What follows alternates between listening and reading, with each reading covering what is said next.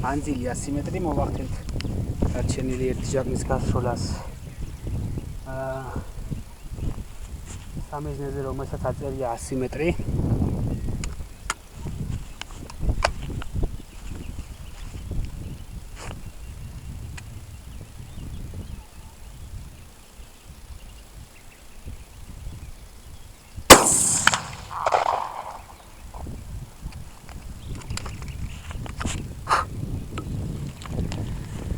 და 50 ნაბიჯიდან გავისვრით მარცხენა უკანასკნელ სამიზნეზე ერთ ცალ 50 ნაბიჯიდან ჩვეულებრივი წესით დატენილ კარტეჯს და მეორეს კარტოფილის ფხვილით დატენილ კარტეჯს.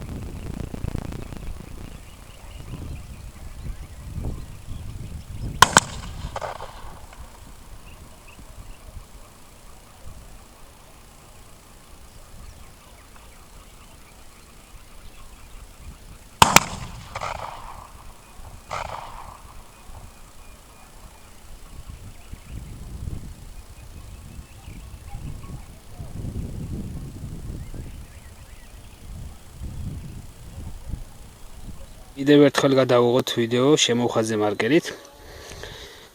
საიძე დადების დროს გავასვამთ აი პანჩი და გამოვყოფ ცალ-ცალკე სამიზნეებს. ესე იგი, აქ არის 200 მეტრზე ჟაკანი, რომელიც ესროლის ზევით აწევით პირველი მოხვდა სადღაც 150 მეტრში მიწას და არის ჩვეულებრივი კარტეჯი 50 მეტრიდან. ჩანს 6 ბურთულის განაწილება. ამ სამიზნეზე არის 50 მეტრში კარტეჯი კარტოფილის ფხვილით დატენით. როგორც ხედავთ, 9 მარცვალი არის მოხვედრილი. ამ სამიზნეზე 100 მეტრში ჟაკანი. ეს არ შემომიხაზია, ორი გასროლა გავაკეთე.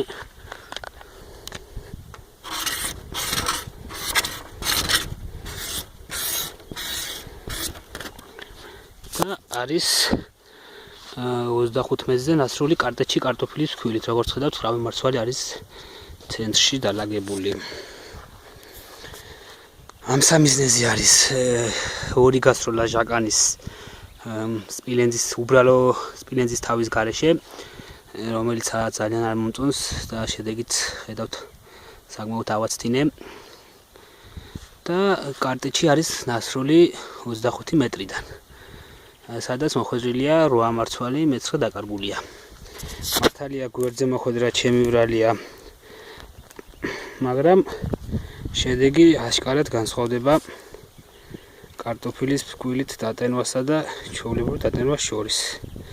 როგორც 25 მეტრზე, ისე 50 მეტრზე.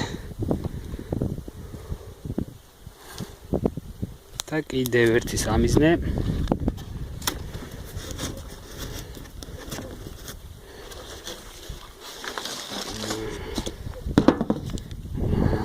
სამიზნეზე არის მასური ჟაკანი, მაგრამ სადაა მონახვედრი? კაცი ფილმ არ იცის. აი 150 მეტრიდან თუ არ ვხვდები, ავაცდინე მე ამ სამიზნეს. გამომდინარე რომ აღნიშნულ ტერიტორიაზე მეზობელმა სოფელმა თითქმის გაჩეხა ქარსაფარი ზოლი, არის სულ ქარი. ამიტომაც საკმაოდ დიდია თომილება ჟაგნესროლის შემთხვევაში. მაგრამ ისიც გასასვალისწინებელია, რომ სანადირო პირობებში ყოველთვის 7 ამინდი არ იქნება. აი ესეთ.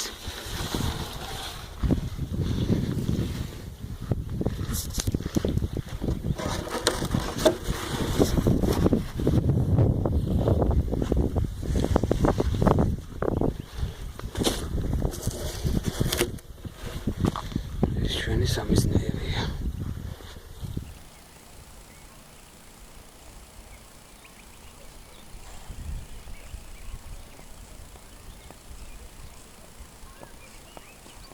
ყველა გასროლა განხორციელდა ხუბლუს ცილინდრით 5 ჭრილიანი ჩოკით.